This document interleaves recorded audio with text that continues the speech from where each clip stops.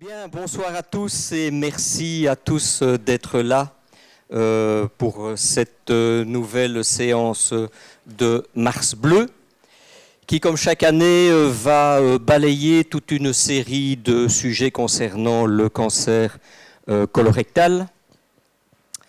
Comme vous le savez tous, le cancer n'est certainement pas en régression. Nous avons encore eu des chiffres dans les journaux parlés et écrits début du mois. Nous avons encore chaque année plus ou moins 9000 nouveaux cas de cancer colorectal chaque année. C'est la deuxième cause de mortalité par cancer. Heureusement, nous avons au sein de notre belle institution toute une équipe pluridisciplinaire qui prend en charge de manière très globale ces patients. Vous allez voir différents aspects de cette prise en charge des patients oncologiques. Mais tout d'abord, quel meilleur traitement pour le cancer colorectal que de le traiter quand il n'est pas encore là. D'où l'importance du dépistage. Dépistage du cancer lui-même et des petits polypes qui sont au départ. Et donc, pour vous parler de l'intérêt du dépistage en notre année, je vais appeler un nouveau collaborateur, un des nouveaux membres du service de gastro-entérologie, jeune et brillant, Monsieur Dorian Carpentier. Bonjour à tout le monde. Je n'ai pas l'habitude de parler avec un micro d'habitude, donc dites-moi si le son est bon, si je dois parler plus fort, plus près. Donc je suis le docteur Carpentier, je travaille dans le service de gastro-entérologie depuis le mois de novembre. Je travaille également avec le docteur Anglebert, avec qui on a préparé cette présentation. Malheureusement, il ne peut pas être présent aujourd'hui, il est à Paris en formation pour une formation de pathologie du foie, et donc je présente ce soir tout seul, mais donc je le salue. Avant de commencer, donc, le but de cette présentation, c'est de parler du dépistage du cancer. Je vais vous expliquer les différentes modalités, l'intérêt du dépistage. Mais avant de commencer cette présentation, je voulais demander dans l'audience qui a plus de 50 ans parmi nous. Je vais vous demander de lever le bras. Désolé pour cet affront. Ok. Parmi ceux qui ont plus de 50 ans, qui a déjà eu l'occasion d'effectuer un dépistage du cancer colorectal ? Je vois tout de suite un peu moins de bras levés. Une petite expérience, évidemment, ça ne reflète pas directement ce qui se passe dans les populations, mais l'intérêt du dépistage est crucial et je vais vous le démontrer par la suite. Pourquoi dépister ? Le cancer colorectal, c'est une pathologie qui est un grand problème dans la santé publique. Au niveau mondial, ça représente 2 millions de nouveaux cas par an, avec 1 million de décès par an. En Europe, c'est la deuxième cause de morbidité et de mortalité liée au cancer. À l'échelle belge, comme l'a dit le Dr Ossili, ça représente environ 9000 nouveaux cas de cancer par an. C'est le deuxième cancer chez les femmes après le cancer du sein, et c'est le troisième cancer chez l'homme après le poumon, après la prostate et le poumon.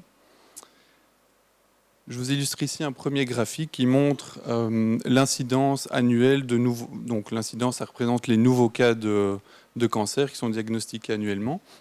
Et donc c'est un graphique qui vient du registre belge du cancer. Ce début du registre a commencé en 2003 avec la récolte des premières données. Et on voit progressivement une augmentation du nombre de nouveaux diagnostics annuels, avec un pic aux alentours de 2014 à presque 10 000 nouveaux cas. Ce pic peut être expliqué, on voit cette petite marche, qui est en fait liée aussi au début du programme de dépistage implémenté par la région flamande. On voit aussi en 2019-2020 qu'il s'est passé un petit truc dont je ne vais pas rappeler les événements, mais on voit qu'il y a un moins grand nombre de nouveaux diagnostics de cancer à ce moment-là. Et puis on voit avec l'année 2021 que ce nombre repart au nombre de nouveaux cas diagnostiqués chaque année. Donc on est entre 8000, 8500, 9000. Les chiffres sont approximatifs, mais on est dans cette zone-là. On a une autre courbe qui représente la même chose. Ça représente en fait le nombre de cas par 100 000 habitants. Ça représente environ ici un peu moins de 75 nouveaux cas par an par 100 000 habitants. Alors, vous comprenez par ces trois premières dias que c'est important de dépister ce cancer. C'est une pathologie fréquente. Il faut maintenant définir quand commencer ce dépistage. On sait que l'incidence du cancer colorectal augmente avec l'âge et cette incidence augmente de façon exponentielle à partir de l'âge de 50 ans. D'où cette décision dans les politiques de dépistage d'effectuer ce dépistage de population pour une cible d'âge entre 50 et 74 ans. Ce sont des recommandations qui sont européennes et elles sont appliquées en Flandre, en Wallonie et à Bruxelles. Il est évident que ces règles sont adaptées à différentes situations, des antécédents personnels, par exemple de cancer colorectal, des antécédents familiaux, des antécédents de syndromes familiaux ou encore des pathologies inflammatoires de l'intestin. En Belgique, le dépistage est donc géré par les trois régions, par la région flamande, par le CVKO, par BRUPREV pour la région de Bruxelles-Capitale et par le CCR pour la région wallonne. Comment se passe le dépistage? C'est un test qui est assez simple, qui repose en fait sur la recherche de sang dans les selles. C'est du sang qui est invisible à l'œil nu, mais qui est recherché par une analyse qui est immunologique en recherchant des anticorps et une réaction immunochimique de ces anticorps au niveau des selles. Ce test permet de détecter la présence de sang en analysant ces selles. Évidemment, ce n'est pas très glamour cette dia, mais je vous la montre, et c'est un test qui est relativement simple à mettre en place. Il se fait au domicile. On reçoit ce kit qu'on peut obtenir chez soi ou chez son médecin traitant.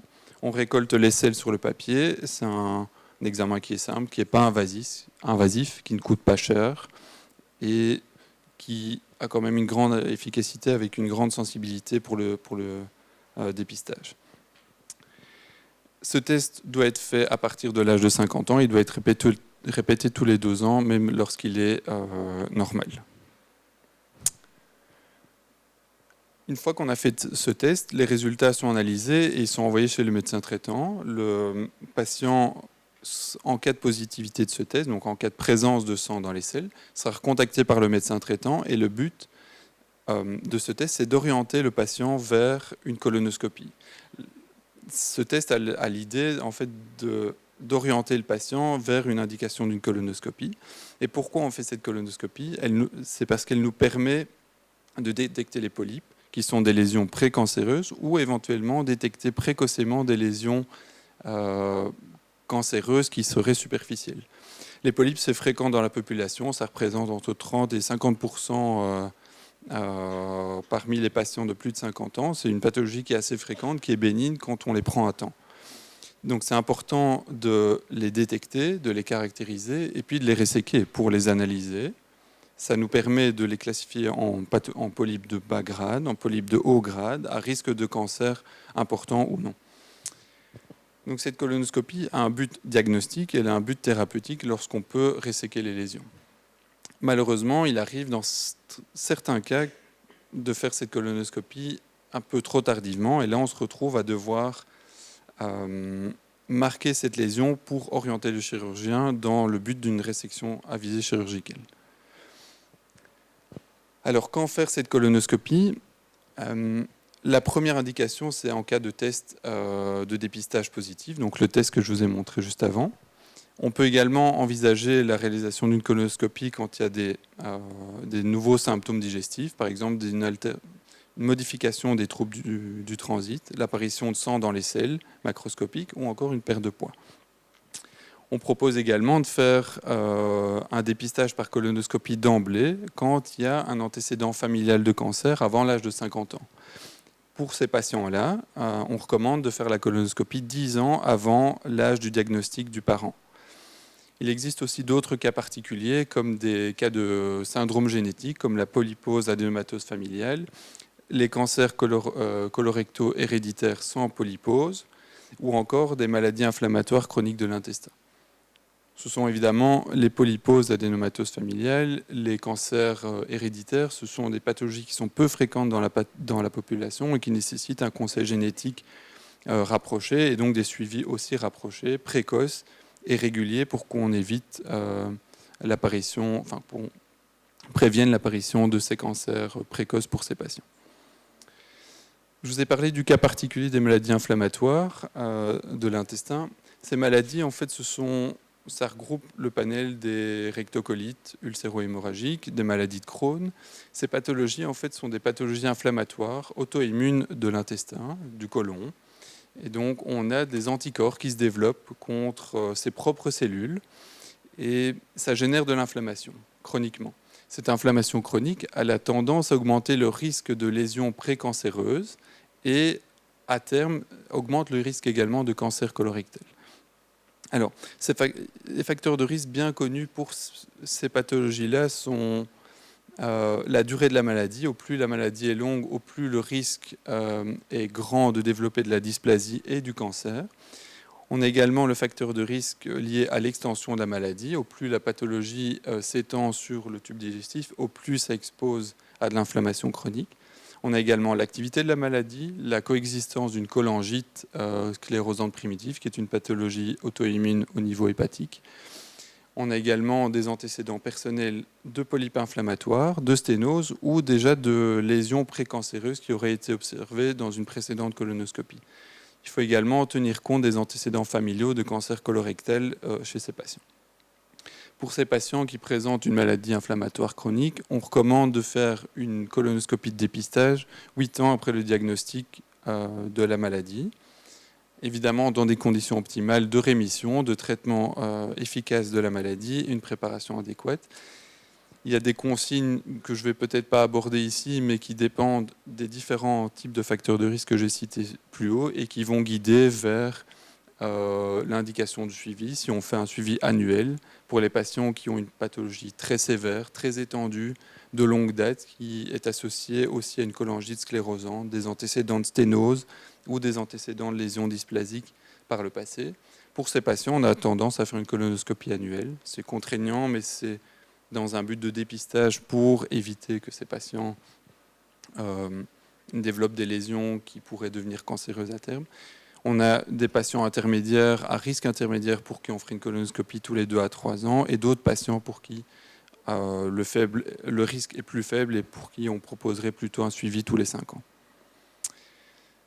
Je vous ai parlé de la colonoscopie, du but diagnostique de cette colonoscopie, mais aussi de son but thérapeutique, son rôle thérapeutique. Alors, une dia qui peut paraître compliquée, mais qui est assez simple pour nous, gastro-entérologues, elle permet de guider en fait la surveillance de ces patients.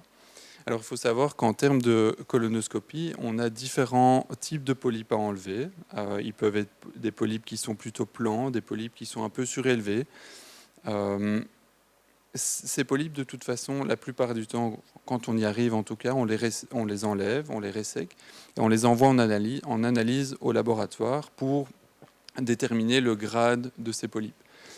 Alors, on a des critères qui dépendent de la taille. Quand on enlève des gros polypes, quand on enlève plus de 5 gros polypes, quand on enlève un certain type de polypes qui sont festonnés ou qui présentent déjà des lésions avancées de cancer, on aura tendance à suivre de façon plus rapprocher ces patients. D'abord tous les 3 ans, enfin, la première fois 3 ans après la résection de ce polype. Si le suivi est tout à fait rassurant, on refait une colonoscopie 5 ans après. Et si le suivi est de nouveau rassurant, alors on aurait tendance à réorienter le patient vers le dépistage. Dans le cas de la colonoscopie, on peut également resséquer des lésions qui sont de plus grande taille, des lésions qui font plus de 2 cm. Alors on a différentes techniques, des techniques qui permettent de faire des résections soit en un bloc, par des dissections en dessous de la muqueuse, ou alors des résections en plusieurs blocs qui s'appellent des mucosectomies, et donc on enlève la surface du polype en épargnant sa sous-surface, si vous voulez. Pour ces patients-là, ça nécessite un suivi beaucoup plus rapproché de colonoscopie, d'abord à 6 mois, et puis 1 an après, ensuite 3 ans après, et puis 5 ans. Évidemment, ces résections apportent de la contrainte dans le suivi, mais ça permet d'éviter aussi une chirurgie qui serait plus invasive pour le patient.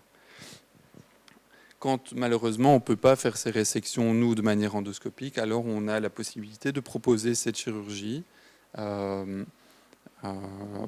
aux patients. Et donc ces patients, après résection, bénéficient d'une colonoscopie obligatoirement 1 an après, et puis 3 ans après, et encore une dernière fois 5 ans après. On propose, la Société européenne de gastroentérologie propose de ne pas effectuer de suivi systématique pour les patients au-delà de 80 ans dans ces situations particulières. J'arrive au bout de la présentation, mais donc j'espère que j'ai réussi à vous convaincre de l'intérêt du dépistage. L'idée du dépistage, c'est en fait d'arriver à cet endroit-là, d'arriver au moment où on détecte ces premières cellules anormales. Parce que ces cellules anormales, avec le temps, avec l'évolution, elles peuvent devenir du cancer pré-invasif, qui sont des lésions précancéreuses ou des lésions cancéreuses superficielles, qui peuvent malheureusement se retrouver dans une certaine partie de la population. Et le but de ce dépistage, c'est d'éviter d'arriver là, au cancer invasif. Généralement, le cancer colorectal, et c'est le message, a tendance, pour la plupart du temps, à être asymptomatique. Donc absence de plainte pour la plupart des patients. Et donc, l'idée de ce dépistage, c'est d'éviter d'en arriver là. Et une fois qu'on arrive au cancer invasif, on a encore des solutions thérapeutiques, que ce soit en endoscopie ou au-delà des résections chirurgicales, pour éviter d'arriver dans l'étape d'après, qui est la propagation du cancer, et malheureusement l'étape d'après qui serait la mortalité. Merci à tous.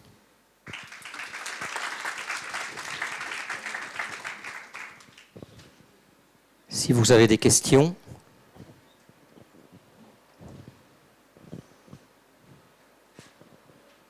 Alors, une petite remarque du chirurgien digestif, mais surtout du proctologue, c'est que très régulièrement, on voit des patients qui viennent avec, entre guillemets, des problèmes d'hémorroïdes. Docteur, j'ai un peu mal au derrière et je saigne. J'ai 45, 50 ans. Vous voyez des hémorroïdes, effectivement, qui peuvent saigner. Ce n'est pas pour cela que ces saignements viennent uniquement de vos hémorroïdes. Et donc, dans ces cas-là, le dépistage par colonoscopie est indispensable. Combien de fois on ne voit pas, chez des patients qui étaient venus juste pour un bête problème hémorroïdaire, des polypes présents plus haut ou déjà des cancers. Deuxième remarque concernant cette recommandation européenne d'arrêter le dépistage au-delà de 80 ans. Je pense qu'actuellement, l'espérance de vie est de plus en plus longue, avec des gens qui sont en plus en excellente santé. Et je pense personnellement qu'un dépistage au-delà de ces 80 ans pourrait être réalisé chez ces personnes, plutôt que de se dire stop, 80 ans, vous êtes trop vieux, vous pouvez rester chez vous. Je pense que là, c'est vraiment à moduler. Évidemment, ce sont des recommandations européennes et elles sont appliquées, elles sont recommandées à la population générale. Maintenant, on doit adapter ça à notre pratique et aux patients qu'on connaît, à leur état physique.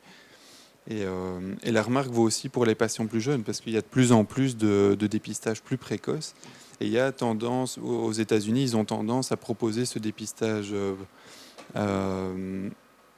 par le screening dont je vous ai parlé tout à l'heure, même pour les patients de 40 à 45 ans. Donc, on a tendance à élargir de plus en plus la fourchette. Voilà, maintenant, pour la tranche d'âge de 50 à 74 ans, c'est vraiment la population cible, mais ça ne veut pas dire que d'autres patients plus jeunes ou plus âgés ne peuvent pas rentrer dans ce dépistage, que ce soit par l'analyse de sel ou même par la colonoscopie de dépistage, qui est aussi une des alternatives recommandées par la Société européenne. Il est évident, dans un monde idéal, on voudrait pouvoir faire une colonoscopie à tout le monde, à plus de 50 ans. En pratique, c'est quelque chose qui est non réalisable. Et le but de ce dépistage, c'est de justement sélectionner les patients pour leur proposer, à ceux qui rentrent dans les critères d'éligibilité, leur proposer l'examen qui serait le plus adéquat et ne pas surcharger, ne pas imposer un examen à d'autres patients qui n'en pourraient pas en bénéficier. Merci beaucoup, Dorian.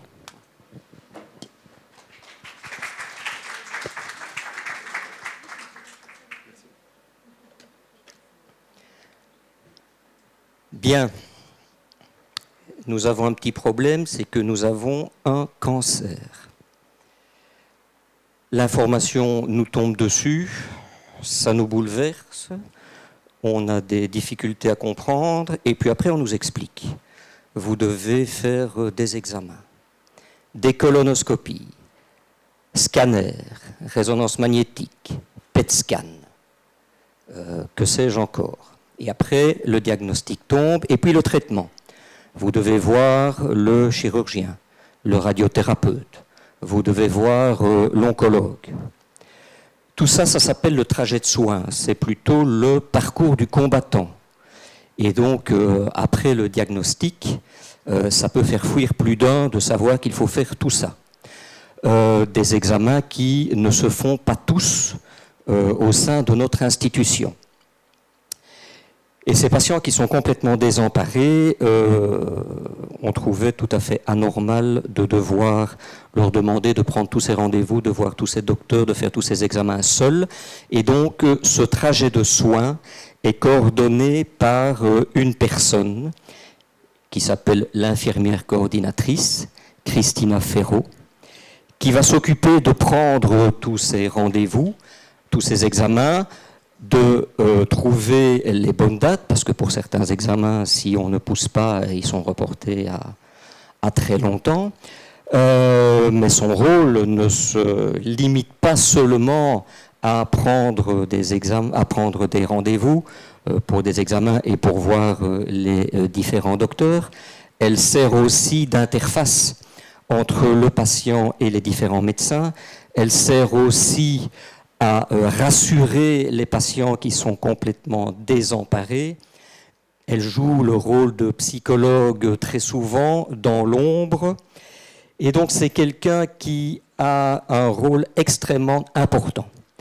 Et donc, quelle est la meilleure manière de vous expliquer ce trajet de soins que de laisser la place à celle qui s'en occupe, Madame Christina Ferro.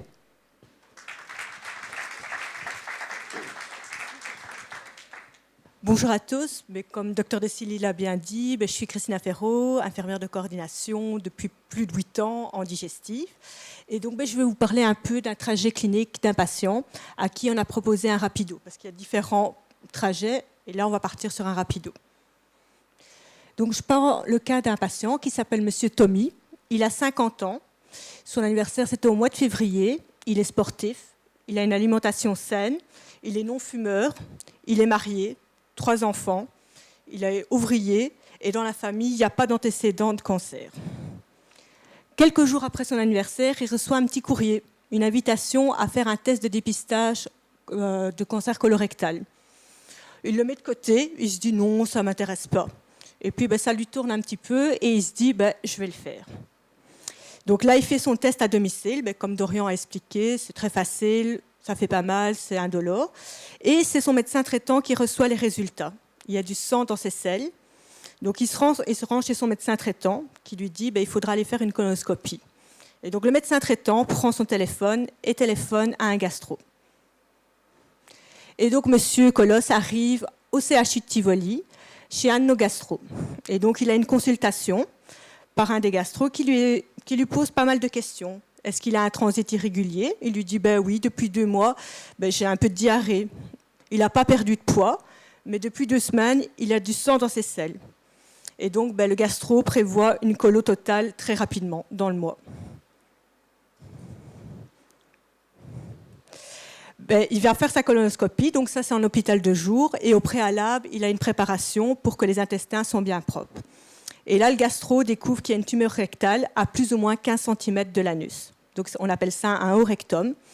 Et comme notre gastro, il sait faire des échos endo, sur la foulée, il fait une écho endo et on voit que c'est un CT3N0. À ce moment-là, il m'appelle en me disant Christina, on a un patient qui a une tumeur rectale, est-ce que tu sais prévoir son bilan? Donc ça, je prépare déjà. Et on attend que le patient soit réveillé pour aller le voir et lui expliquer un petit peu ce qui se passe. Et donc là, j'arrive avec le gastro. Le gastro lui explique qu'il y a une tumeur au niveau du rectum et qu'il faudra faire pas mal d'examens. Et donc là, moi, j'interviens. Je lui explique que j'ai déjà pris ces examens. Donc un scanner thoraco-abdo que j'essaye d'avoir dans la semaine. Une IRM pelvée, ça, c'est beaucoup plus compliqué, mais on essaye dans les 15 jours de l'avoir. Une prise de sang. Et alors, on l'inscrit à la COM. Donc la COM, c'est une concertation oncologique multidisciplinaire et qui est chez nous tous les mardis soirs. Et donc, je propose aussi aux patients, s'il a besoin d'aide psychologique, parce que quand ça tombe comme ça, qu'on annonce qu'on a un cancer, c'est un petit peu compliqué. Et j'explique aussi aux patients qu'il doit juste son rôle, là, ça sera de venir passer ses examens. Tout le reste, c'est moi qui m'en occupe. Il a mon numéro de téléphone et s'il a besoin, il peut me sonner. Et moi, j'essaye quand même aussi de le rassurer, de lui sonner quelques jours après pour voir comment il va. Le mardi, donc comme je vous ai dit, on a notre concertation. Et là, on a tous les résultats de M. Colosse. Donc l'anapathe est revenu positif pour un adénocé. Son scanner thoraco-abdo est négatif, donc ça c'est très bien. Et à l'IRM, on voit que c'est un T3N1M0. Et donc la décision thérapeutique collégiale, c'est de faire pour ce monsieur-là un rapido. Donc un rapido, ça consiste à une radiothérapie en schéma court, donc 5 x 5 grés qui dure 5 jours, suivie après d'une chimiothérapie qui, elle, c'est un Folfox. Souvent, chez nous, on fait un Folfox qui dure 9 cures, tous les 14 jours, donc c'est pendant plus ou moins 18 semaines. Et après, 4 semaines après, il sera opéré. Par rapport à tout ça, le patient il doit voir énormément d'intervenants, radiothérapeutes, oncologues, chirurgiens vasculaires, chirurgiens digestifs, stomathérapeutes, psychologues, nutritionnistes. Et donc ça, c'est mon rôle d'organiser tout pour que le patient vienne et que ça soit dans le planning, que chaque rendez-vous a son juste timing. Et donc le patient est au milieu avec moi et il tourne tout autour des différents intervenants.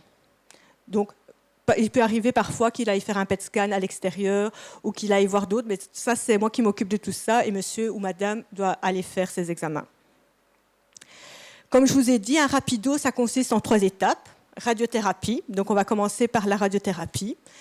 Donc, le patient vient voir notre radiothérapeute pour sa première consultation, qui lui explique les effets secondaires de la radiothérapie, comment se passe la simulation, parce qu'il y a une simulation le lendemain souvent, et elle lui explique le schéma rapido, donc il va avoir de la radiothérapie durant 5 jours.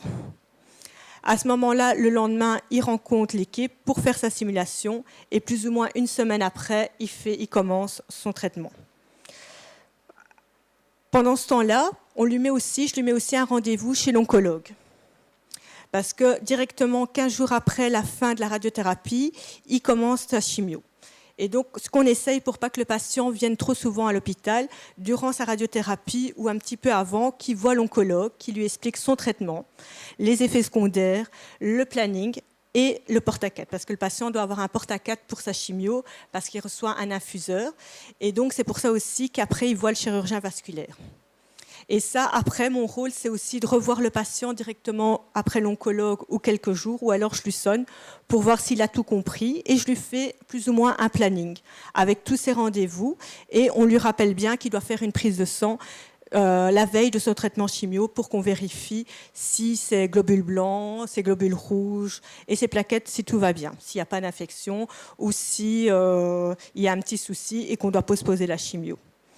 Comme je vous ai dit, la chimio, il y a 9 cures tous les 15 jours et ça se passe en hôpital de jour avec l'équipe d'infirmières de l'hôpital de jour. Et le patient reste quelques heures et puis il sort avec son infuseur qu'on lui retire 48 heures après. Entre l'intervalle de sa radiothérapie et de sa chimio, il va voir aussi le chirurgien. En fait, le chirurgien, il le rencontre 2 à 3 fois. Donc, au tout début de son trajet, il rencontre le chirurgien qui lui explique sa chirurgie, le fait qu'il aura sûrement une iléostomie de protection.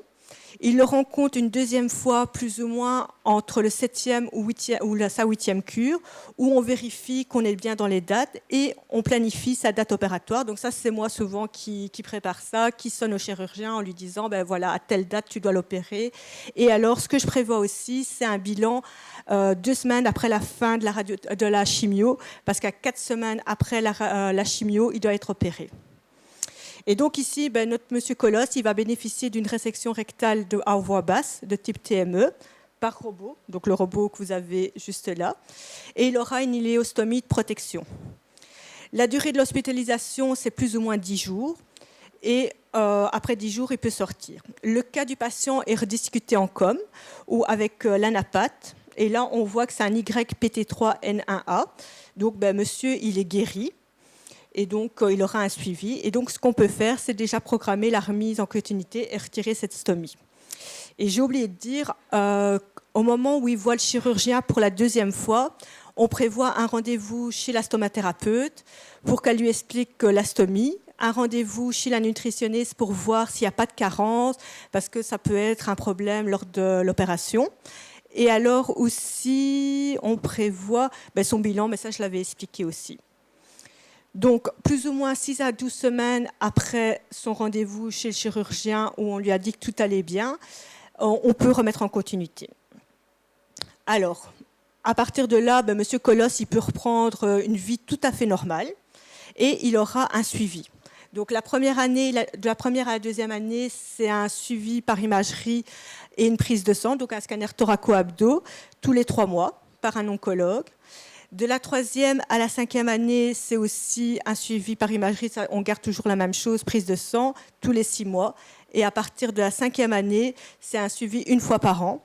Et alors, chaque année, de la première année jusqu'au minimum la 5e année, il a une colonoscopie tous les ans. On sait bien que durant toute cette période, c'est compliqué pour le patient. Et donc, le CHU de Tivoli a mis pas mal de choses pour les patients, pour qu'ils se sentent bien, ainsi que pour sa famille. Donc, on a créé des groupes de parole pour le patient, des groupes de parole pour les aidants proches, parce que c'est aussi compliqué pour les aidants proches d'avoir quelqu'un qui a un cancer. Il vit ça aussi, cette situation très mal. L'Oncomove, donc ça, c'est mes collègues qui vous expliqueront ça tout à l'heure. Il y a aussi un atelier de reconstruction de l'image de soi et d'esthétique. À un moment, si on a une stomie ou quoi, ça peut être compliqué, le fait de perdre du poids. Des ateliers de dessin et peinture qui se font à l'extérieur pour un peu exprimer leur douleur, tout ce qui s'est passé pendant leur traitement avant, après. Les séances d'information sur l'alimentation, bien leur expliquer comment s'alimenter. Et s'ils le désirent, il y a aussi une consultation en psychologie individuelle. Là, je vous ai mis une partie de l'équipe de la clinique du côlon du rectum. Donc, on a des chirurgiens, des gastros, des radiologues, des oncologues, des radiothérapeutes, et on fait partie de la com et on est toujours présent. Voilà, merci.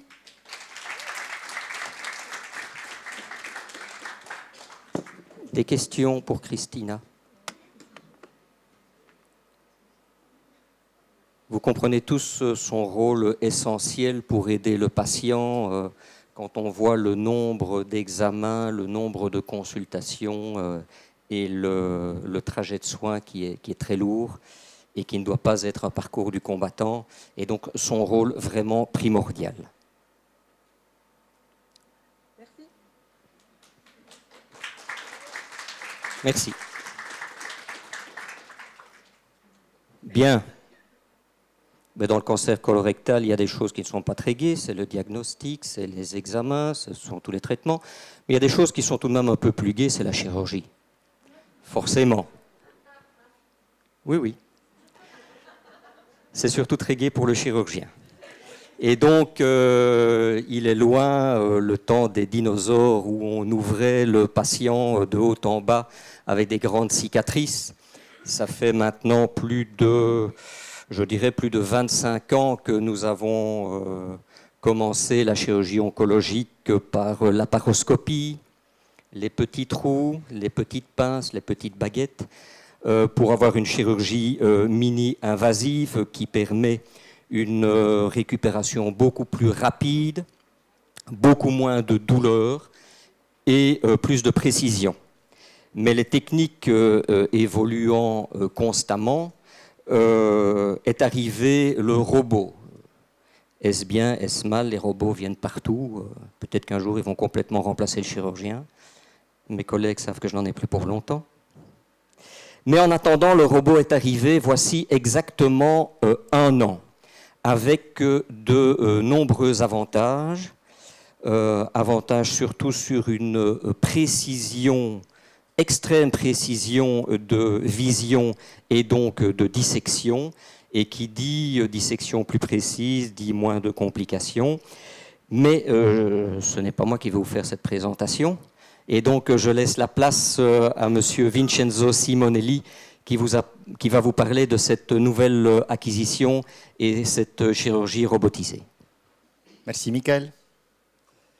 Voilà, bonsoir à tous. Donc, pour ceux qui ne me connaissent pas, je suis Dr Simonelli, le chef de service de la chirurgie digestive et colorectale du CHU de Tivoli. Donc, je vais vous parler du robot Da Vinci parce qu'il ne se présente pas tout seul, pas encore. En effet, il s'agit d'une machine qui est une machine robotique médicale qui est dirigée par un chirurgien. Donc, il ne fait pas le travail à la place du chirurgien, mais il y a toujours un chirurgien derrière, je vous rassure. Donc, il est utilisé principalement pour des opérations au niveau de l'abdomen et du pelvis. Au début, il a été vraiment créé pour le pelvis. Les premières interventions ont été des prostatectomies et des interventions gynéco. Et puis après, on a fait des autres interventions à des autres organes, on va le voir. Ça existe déjà depuis 2000. Ici, dans la photo, c'est une ancienne version du même, qui était encore à 3 bras, un prototype, mais qui fonctionnait déjà, qui faisait déjà des interventions. Aujourd'hui, on est déjà à la 5e version qui vient d'être commercialisée, autorisée aux États-Unis et qui va arriver bientôt en Europe. Ici, c'est la 4e, celle qu'on a. En avril 2011, plus de 1751 exemplaires étaient déjà en service dans le monde. Et le coût, c'est jusqu'à 2 millions d'euros. Donc, c'est quand même quelque chose d'assez cher. Il est formé de 2 parties, comme vous pouvez voir. Un corps qui est sur le patient avec 3 ou 4 bras manipulateurs. Je fais partir la vidéo pour vous montrer, si j'y arrive.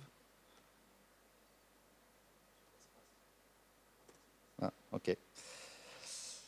Voilà ici, le robot qui est sur le ventre du patient, l'écran pour les infirmiers et les assistants, et puis le chirurgien qui est de façon très confortable assis à la console, qui travaille, un peu isolé comme ça, comme il aime bien.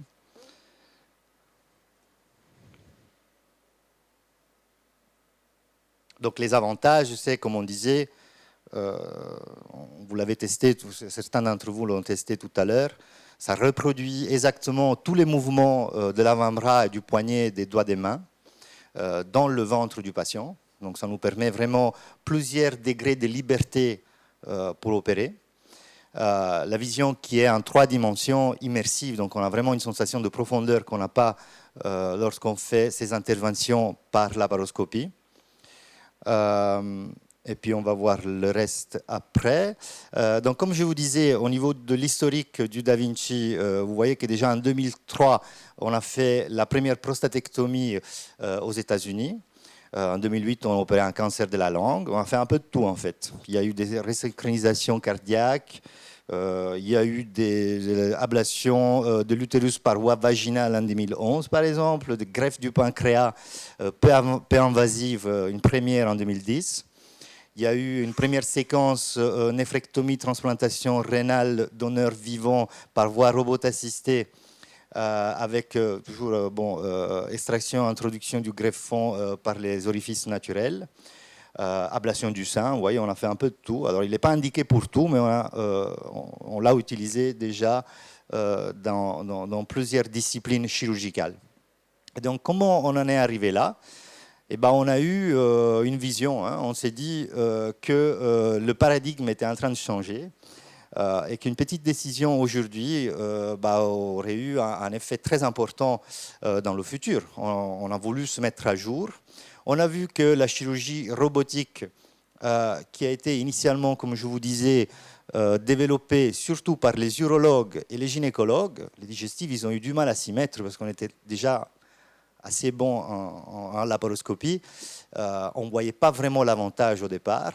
Mais vous voyez qu'au cours des années, c'est surtout en chirurgie digestive que l'utilisation du robot a augmenté. Donc il y a plus en plus de chirurgiens dans les années qui utilisent ce robot, qui s'équipent avec ce robot. En 2020, il y a eu 1 200 000 procédures qui ont été faites, avec 936 systèmes Da Vinci qui ont été placés et plus de 3000 articles dans la littérature médicale. En Belgique, en Benelux, vous voyez que 42 hôpitaux sur 103, donc le 40%, sont déjà équipés de ce robot. Vous voyez que la prévalence est surtout en Flandre et en Wallonie. C'est 6 hôpitaux sur 39.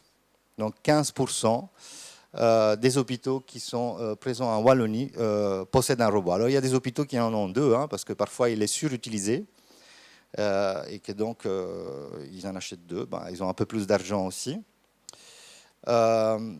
Et donc voilà, on a vu ça, et puis on s'est dit qu'on est quand même dans un centre universitaire avec 518 lits agréés, qui est centre d'enseignement et de formation avec une certaine attractivité institutionnelle, qui est le 3e site hospitalier wallon, avec plus de 1000 étudiants en médecine, en soins infirmiers et paramédicaux par an.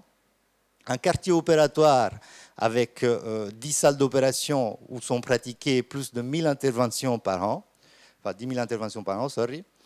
On possède des maîtrises de stage de l'ULB, de la KUL. On a plus de 30 médecins en formation par an au bloc opératoire et plus de 60 élèves infirmiers en stage par an. Et nous y pratiquons tous les types de chirurgie, que ce soit la générale, digestive, pédiatrique, cardiovasculaire, l'orthotraumato, la gynéco, la néonate, l'uro et la neurochirurgie. Notre service, le service de chirurgie digestive et colorectale, comme il le disait le docteur Dessily, est un service de pointe pour la chirurgie mini-invasive déjà depuis plus que 25 ans. Ici, vous remarquerez quelques vieux personnages qui nous ont quand même laissé quelque chose de bien, malgré tout. Et nous faisons partie de plusieurs sociétés savantes, donc on a un esprit toujours à s'innover, participer au congrès et à la littérature internationale. Et le tout nouveau-né, la clinique du côlon et du rectum, qui est en fait juste une appellation, mais que ça existait déjà, qui est ce nouveau projet qui vise à traiter de façon pointue et en sens strict la pathologie cancéreuse, mais aussi la pathologie bénigne et fonctionnelle du côlon et du rectum, entre autres des autres pathologies oncologiques. Et donc, c'était le moment de décider. Mais donc, pourquoi? Parce que si on fait toujours la même chose en espérant d'obtenir des résultats différents, ça, c'est de la folie. Le problème, c'est que tout changement est assez traumatique parce qu'on sort de la zone de confort. Donc, alors c'est beau, utiliser un robot, la technologie, etc. Mais mettre ça en place, c'est pas très facile. Il faut se former. On doit changer nos habitudes.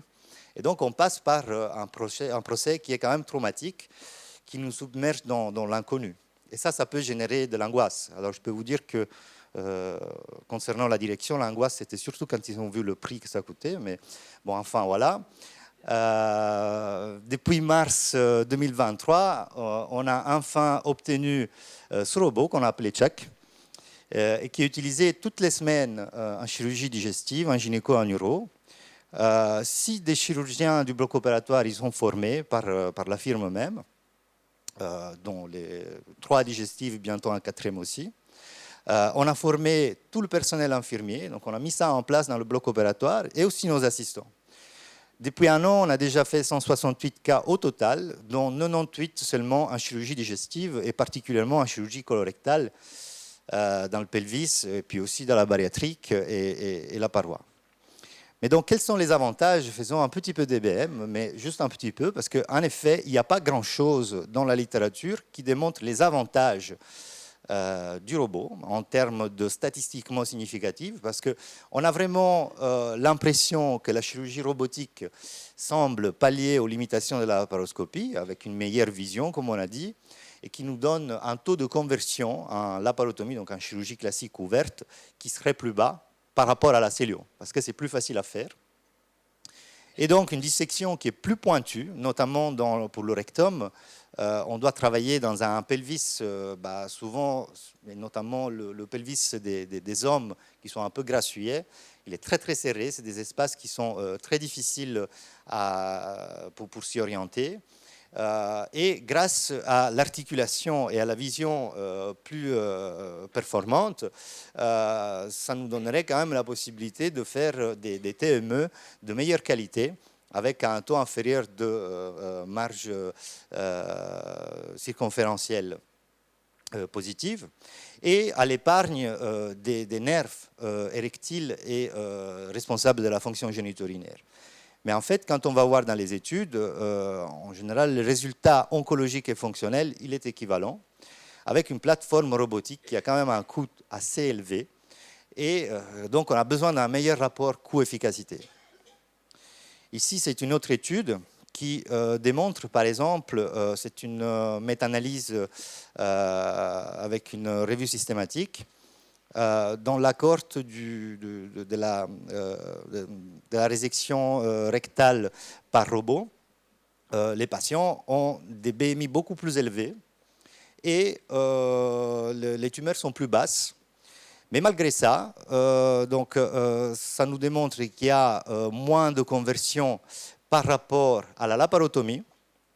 Mais quand on compare avec la laparoscopie, en fait, la tendance est en faveur de la chirurgie robotique, mais ce n'est pas statistiquement significatif.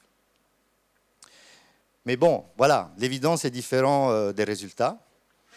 Ici, ce qu'on peut dire, c'est que cette machine nous permet quand même d'avoir une ergonomie assez intuitive, avec, comme je disais, la possibilité d'avoir plusieurs degrés de liberté dans le corps du patient. On peut travailler, s'assister tout seul, sans besoin donc d'avoir l'assistant, lui dire de bouger la pince, prendre, approcher la caméra. On bouge nous-mêmes la caméra, donc ce qu'on appelle la solo surgery. Donc on travaille avec un seul cerveau. Et donc, il n'y a pas de conflit entre les intervenants, il y a plus de stabilité, il y a plus de confort. Pour les sutures, c'est magnifique, c'est vraiment des techniques machine à coudre. En fait, on peut faire des sutures assez facilement, opérer des patients assez obèses, assez importants. Et les chirurgies, ce qu'on appelle les ridoux, hein, donc des patients qui ont déjà été multi-opérés. Ça nous donne plus de facilité à les opérer. Et aussi, donc une courbe d'apprentissage qui est assez basse. Il faut quand même apprendre, comme je disais, mais c'est facile à apprendre, c'est plus facile à apprendre. Donc voilà, tout ça, pour nous, dans la chirurgie colorectale, c'est ce qu'on a remarqué. Hein. On a quand même une meilleure vision avec un épargne et nerf sacré qui donne logiquement un meilleur résultat fonctionnel, notamment le trouble de la continence et de l'érection, et un meilleur résultat oncologique. L'autre avantage qu'on a en chirurgie colorectale, c'est qu'on diminue le nombre des agrafages. On a une agrafeuse qui est assez bien articulée aussi, qui s'articule assez bien dans le pelvis, qui est très serré, et qui nous permet de réduire le nombre d'agrafages pour sectionner la pièce opératoire. Ce qui, en littérature, c'est connu, diminue le risque de fistule de l'anastomose. Et on diminue le taux de conversion parce qu'on fait des cas un peu plus compliqués et on reste par voie mini-invasive. Et voilà, et puis on a une meilleure ergonomie. Ici, c'est le chirurgien robotique qui explique à son collègue laparoscopique c'est quoi les bénéfices de la chirurgie robotique. C'est un peu cette image qui représente un peu ça. L'autre avantage, ici c'est une étude qui a été publiée en 2021 sur des étudiants en spécialisation, donc des post-gradués, sur la cholécystectomie. Alors la cholécystectomie, ce n'est pas tellement une intervention qu'on fait au robot, mais ici c'était dans le cadre de l'étude. Et qui a trouvé que donc ces assistants, quand ils faisaient des chirurgies sur la vésicule biliaire en laparoscopie, ils faisaient plus d'erreurs et ils apprenaient plus lentement que s'ils avaient commencé directement par le robot. Et puis, ce qui est le plus intéressant, c'est les perspectives futures. Parce qu'en fait, cette machine, ça existe déjà, mais ce n'est pas encore commercialisé, c'est encore un peu difficile. Je ne sais pas trop pourquoi, ce n'est pas encore couplé au robot. Mais il permet d'utiliser la réalité augmentée. Donc, en fait, les images du scanner, avec donc, les tumeurs, etc., la navigation, peut se superposer à la vision du chirurgien qui peut savoir exactement où se trouve la tumeur, où se trouvent les nerfs, avec aussi l'utilisation de l'intelligence artificielle. Et il y a aussi dans la nouvelle génération, ça dans la 5e version du DaVinci, ça existe, l'analyse avec le e-learning, donc le robot apprendrait par algorithme les mouvements du chirurgien et donc il apprend pour pouvoir tout doucement les reproduire. Donc en effet, peut-être que plus tard, ça sera le robot qui nous opérera. Mais enfin pour le moment, c'est quand même une croissance exponentielle de la chirurgie viscérale robotique et on n'est qu'à la 2e génération robotique chirurgicale. En conclusion, le robot optimise l'implémentation de la chirurgie mini-invasive car il nous donne une précision dans la chirurgie, réduit les difficultés des procédures, diminue le taux de conversion, facilite l'enseignement et il augmente le confort chirurgical. Donc le robot, c'est maintenant, mais c'est après aussi et nous sommes prêts. Merci de votre attention. Avez-vous des questions ? Quand on voit la machine, on voit plusieurs bras articulés. Comment ça s'insère sur le patient ?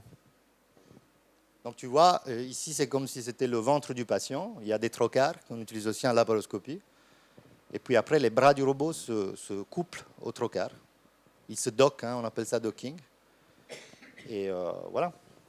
C'est le même nombre d'accès que quand tu fais une laparoscopie ? Tu peux en faire plus ou moins. Tu peux mettre 3 bras, 4 bras. D'accord. Donc utiliser une pince assistante ou pas, quoi. Tu peux l'essayer après. Ouais, j'essaierai. Et il y a moyen de mettre un 2e chirurgien sur le robot Alors, il existe la double console. Ça, c'était plus cher, ils n'ont pas voulu me l'acheter. La double console, c'est génial. Oui, tu peux opérer à 2. Tu peux passer la main d'un chirurgien à l'autre, en effet. On peut se mettre à 2, et puis tu veux laisser faire une partie de l'intervention à ton collègue qui l'a fait mieux que toi, ou alors tu veux l'apprendre. Il prend la main et il peut opérer, oui. Et le robot reste... Moi, parfois, je travaille avec les urologues et les gynécologues, par exemple, pour ce qui est endométriose, ou alors pour érectopexie. Ce qu'on fait, c'est qu'on change de place, donc il prend la place, et le robot, il reste sur le patient, donc c'est la même installation. Est-ce que la mise en place du robot, ça rallonge la procédure ? Est-ce que c'est plus compliqué qu'une laparoscopie ? Donc il faut un peu d'organisation autour, oui, en effet, parce qu'en chirurgie donc, laparoscopique traditionnelle, on fait une incision, on met le trocar, on met la pince. Ici, il faut quand même docker le robot, le mettre à la bonne position, etc. Ça nécessite que le chirurgien est en salle et qui participe à l'installation un peu plus que uniquement quand le patient est propre et qui vient juste opérer, quoi. Ça. Donc, si tu mets toute une organisation en place, le temps opératoire est pratiquement le même. Et, dernière question, est-ce que ce robot, il peut à terme être utilisé dans d'autres chirurgies, comme la chirurgie cardiaque, pulmonaire ? Est-ce que c'est déjà quelque chose qui est souvent utilisé ? C'est ce que je disais, oui. Donc, il a été déjà utilisé. Alors, ce n'est pas encore développé, mais oui, c'est utilisé. Pour le thorax aussi. Ce qui est poumon. Merci. Merci Vincenzo. Donc avec le temps, évidemment, la durée d'installation est de plus en plus courte. Et donc, cette durée d'installation qui faisait peur, notamment aux infirmières, se réduit nettement avec le nombre d'interventions réalisées. Et donc, ce n'est pas un critère de limitation. Bien, nous arrivons tout doucement à la fin de cette séance. Et donc, vous avez vu qu'il y a un trajet de soins qui est très important. Et en parallèle du traitement purement médical, il y a au sein de cette institution plusieurs choses qui ont été mises en place pour le bien-être du patient. Et il y a notamment Oncomove. Pourquoi ? Parce que l'activité physique est vraiment très importante. D'abord, on sait très bien que les patients qui sont très sédentaires ont des risques accrus de développer des cancers.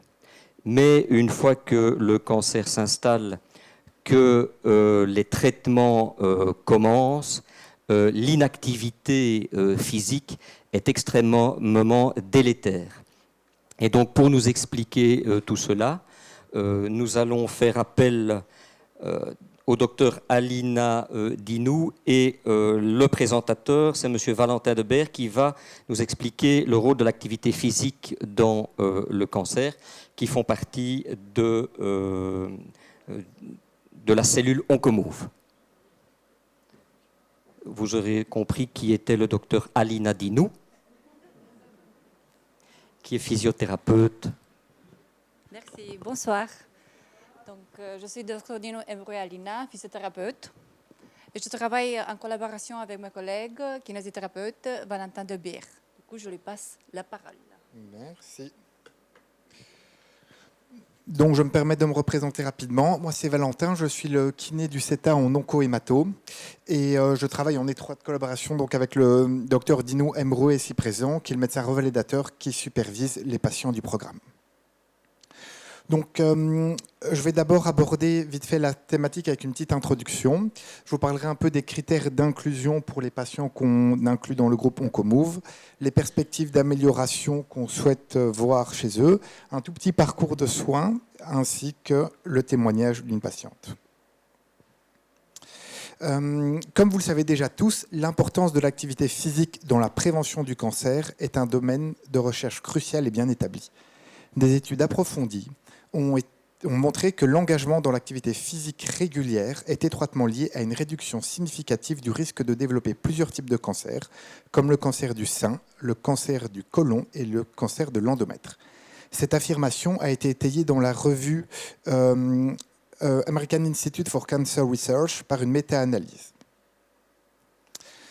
Selon une étude publiée dans le Journal of Clinical Oncology, les patients atteints de cancer colorectal qui maintiennent une activité physique régulière présentent des bénéfices significatifs.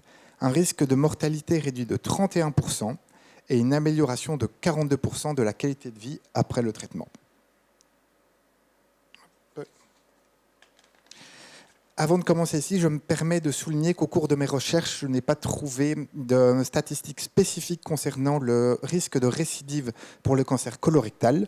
Cependant, je suis ravi de vous présenter une étude probante qui a été publiée dans le Journal of Clinical Oncology qui met en lumière l'impact significatif de l'activité physique chez les survivants du cancer du sein. Et chez les femmes ayant survécu au cancer du sein, on voit qu'il y a une diminution du risque de récidive de 24% par rapport aux patients qui ont été sédentaires.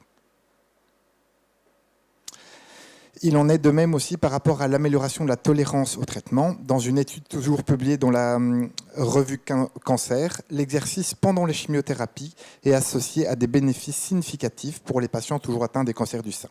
En effet, cette étude révèle une réduction impressionnante de 40% de la fatigue et de 36% des nausées chez les patients qui ont maintenu une activité physique pendant leur traitement. Une méta-analyse publiée dans Psycho-Oncology révèle que l'exercice physique est étroitement lié à une amélioration remarquable de la santé mentale chez les survivants du cancer. En effet, cette étude démontre une réduction de 30% de la dépression et de 15% de l'anxiété chez les patients qui pratiquent régulièrement une activité physique. Ces découvertes témoignent donc de l'importance cruciale de l'activité physique dans la gestion et le traitement du cancer colorectal, ainsi que dans d'autres types de cancers.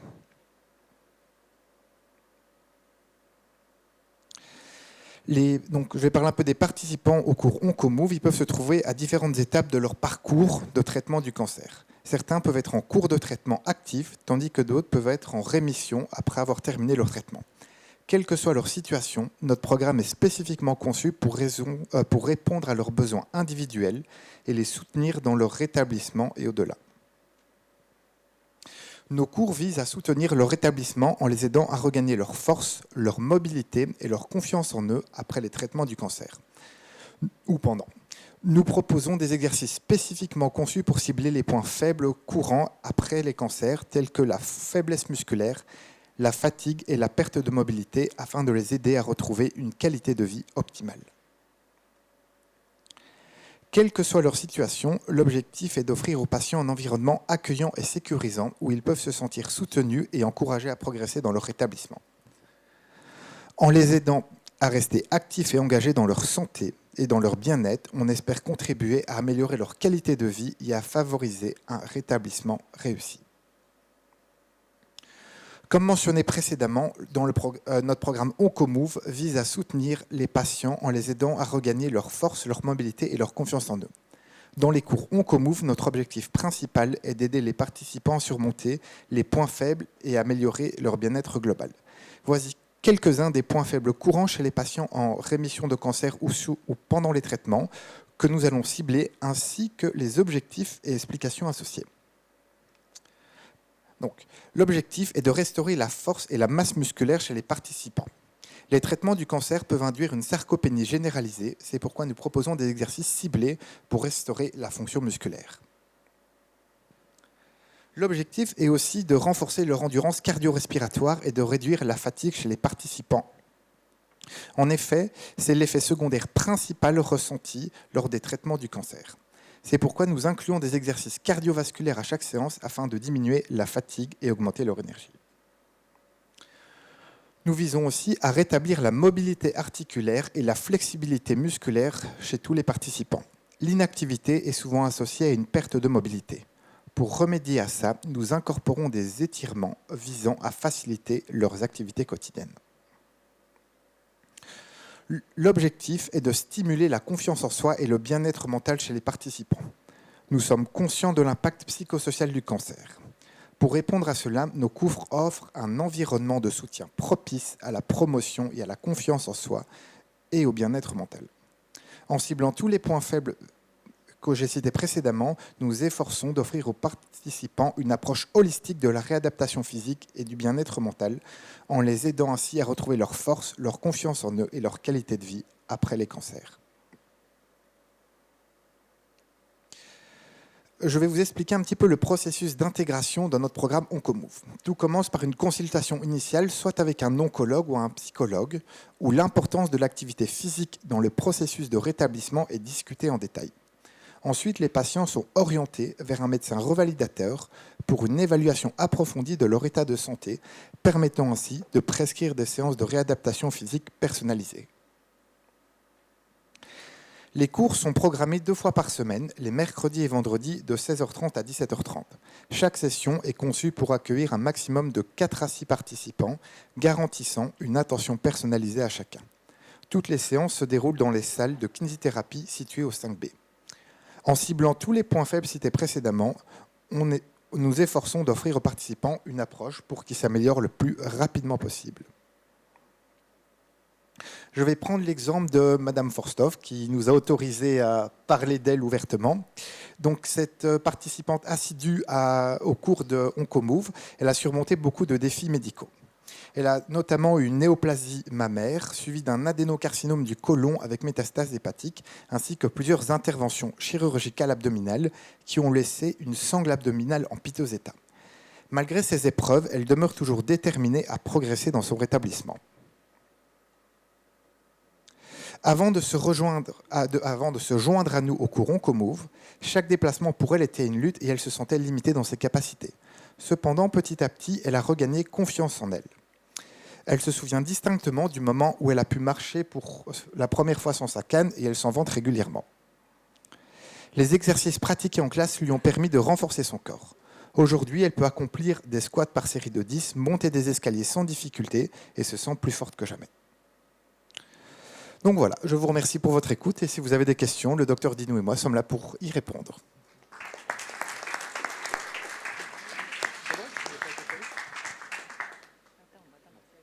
Des questions dans l'audience?